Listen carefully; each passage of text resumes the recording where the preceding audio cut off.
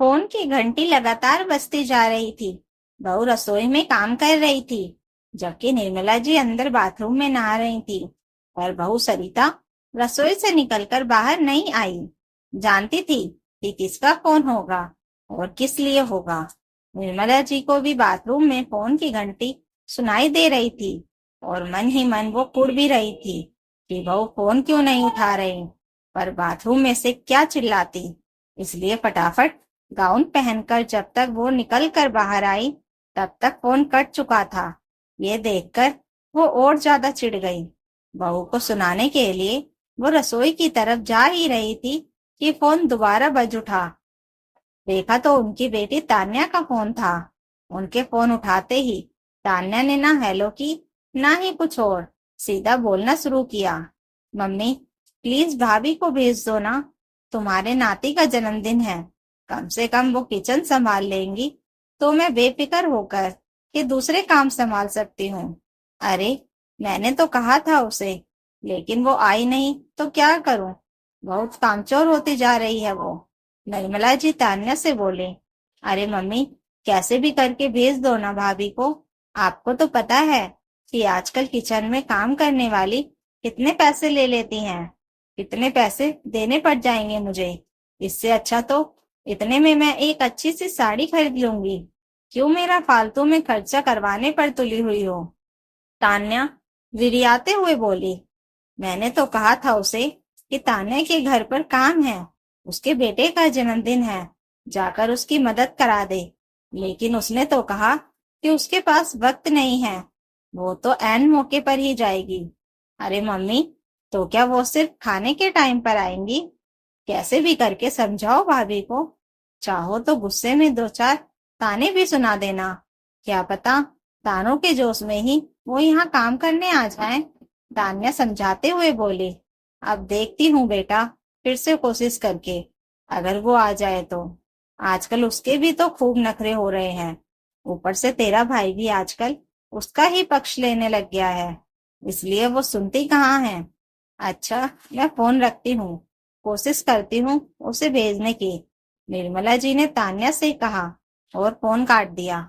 Phone cut जाने के बाद निर्मला जी थोड़ी देर तक वहीं कमरे में खड़ी सोचती रही कि कैसे वो अपनी बहू को बेटी के ससुराल भेजे। आखिर आज उसके बेटे का जन्मदिन है और बेटी अकेली सुबह से काम में लगी हुई है। बेचारी उनकी बेटी भी परेशान हो रही होगी। निर्मला जी कमरे में खड़ी खड़ी सोच रही थी और उधर रसोई में काम करती हुई सरिता भी पिछली बातें याद कर रही थी। तान्या अपने ससुराल वालों से अलग रहती थी और अक्सर अपने घर में कोई ना कोई आयोजन करवाती रहती थी। कभी बच्चों का जन्मदिन तो कभी सालगिरह, तो कुछ नहीं हुआ तो छोटे मोटे पूजन के आयोजन ही कर लेती। तान्या के घर में जब भी कोई काम होता था तो बड़े हक से सरिता को अपने घर बुला लेती थी और उस पर अधिकतर काम का बोझ डालकर खुद बेफिक्र हो जाती थी। बड़े प्रोग्राम में तो फिर भी हलवाई लगते थे, लेकिन 30-35 लोगों का भी प्रोग्राम हो तो भी वो कभी भी घर में काम वाली नहीं लगाती थी, बस सरिता को बुला लेती थी। उसके आने के बाद तो वो रसोई में आकर जागती तक नहीं थी। उसका अधिकतर काम सरिता ही संभाल लेती थी। पर फिर भी तान्या और निर्मला जी कभी खुश नहीं होती, उल्टा 10 कमियां ही निकालती थी। अरे बहू, सब्जी इतनी अच्छी नहीं बनी कि मन से कोई खा सके, बस काम चलाऊ सब्जी बना दी। इससे अच्छा खाना तो मेरी तान्या बनाती है। हाँ मम्मी, भाभी के हाथ में स्वाद नहीं है, पर क्या करे, घर में इतना काम था तो भाभी से ही खाना बनवाना पड़ा। तान्या भी अपनी मजबूरी जताते हुए बोलती। हर बार दोनों माँ बेटी इस तरह की बातें करके सरिता का मनोबल तोड़ देती। सरिता भावेश की तरफ देखती तो भावेश भी उसे समझाकर चुप करवा देता। अरे, इन लोगों की बातों को ध्यान मत दो।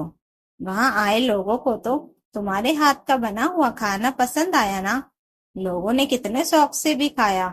अब 2 लोगों को पसंद नहीं आया तो उससे कोई लेना देना नहीं। लेकिन पिछली बार जब तान्या की बेटी का जन्मदिन था, तब भी तान्या ने सरिता को अपने घर बुलाया था। हालांकि उस दिन सरिता की तबीयत थोड़ी खराब थी। इस कारण से वो जाना नहीं चाहती थी। लेकिन उस दिन निर्मला जी ने जबरदस्ती उसे भेजा था। अरे बहू, दवाई लेकर चली जा, वैसे भी दवाई से थोड़ी देर में आराम आ जाएगा। बेचारी वो वहां अकेली लगी होगी। वैसे भी तान्या तेरी मदद करवा तो देती है। हाँ, बड़ी मदद करवाती हैं। सरिता मन ही मन सोचने लगी और बोली, मम्मी जी, इस बार मेरी तबीयत ठीक नहीं है। आप दीदी से कह दो ना कि कोई काम वाली लगा लेंगी। अरे बहू, तुझे पता है ना, काम वालों के भी अपने नखरे होते हैं। जैसे घर के लोग काम संभालते हैं, वैसा वो लोग कहाँ काम ठीक से संभाल पाती हैं। तू तो दवाई लेकर चली जा। आखिरकार सरिता को तान्या के घर जाना ही पड़ा। हालांकि सरिता दवाई लेकर गई थी, लेकिन फिर भी कुछ देर बाद उसकी तबीयत बिगड़ गई और उसे घर आना ही पड़ा। अब सारे काम की जिम्मेदारी तान्या के ऊपर आ गई थी और काम वाली तो उसने लगाई नहीं थी। बस इसी बात पर तान्या चिढ़ गई और फिर अपनी मदद के लिए उसने निर्मला जी को बुलाया था। दोनों माँ बेटी ने मिलकर जैसे तैसे खाना बनाया, लेकिन साथ ही साथ सरिता को गाली देने से भी बाज नहीं आ रही थी। शाम को जब जन्मदिन का प्रोग्राम शुरू हुआ, तो उस समय भावेश सरिता को मनाकर जन्मदिन में लेकर आया था। सरिता को वहां देखकर तान्या ने तो धीरे से निर्मला जी को कह भी दिया, देखो मम्मी, भाभी खाने के लिए तो आ गई। काम करते तो उन्हें जोर आया था।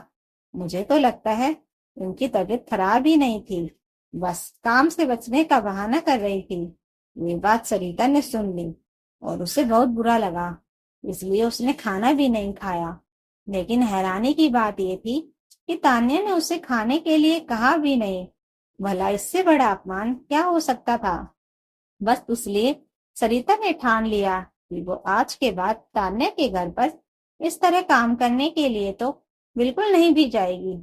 लेकिन आज तान्या के बेटे का जन्मदिन था और कल से वो सरिता को न्योता दिए जा रही थी।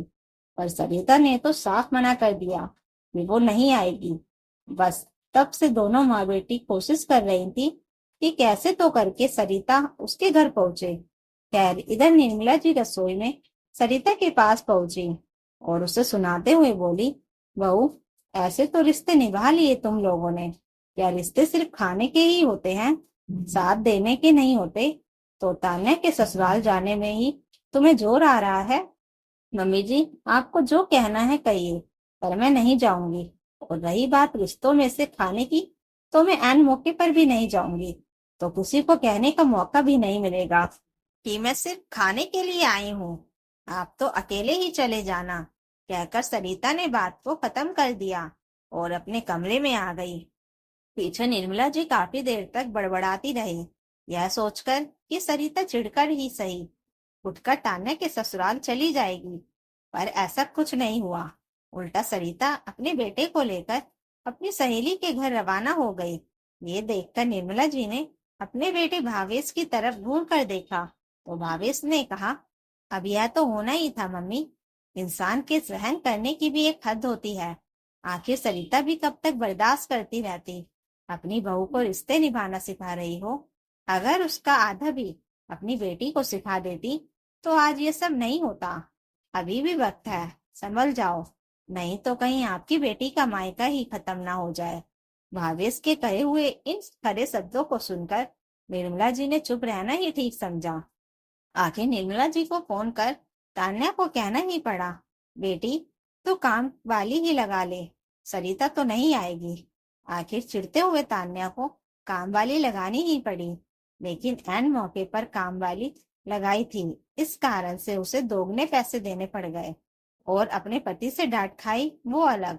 इधर सरिता तान्या के घर नहीं गई। शाम को वहां सिर्फ निर्मला जी और भावेश ही गए। जब वहां लोगों ने इसके बारे में पूछा, तो निर्मला जी को बहाने बनाने पड़ गए। खैर, उस दिन से सबक लेकर तान्या ने जब भी घर में कोई आयोजन किया, तो घर में काम वाली जरूर लगा ली, पर कभी भी अपने शब्दों के लिए उसने सरिता से माफी नहीं मांगी।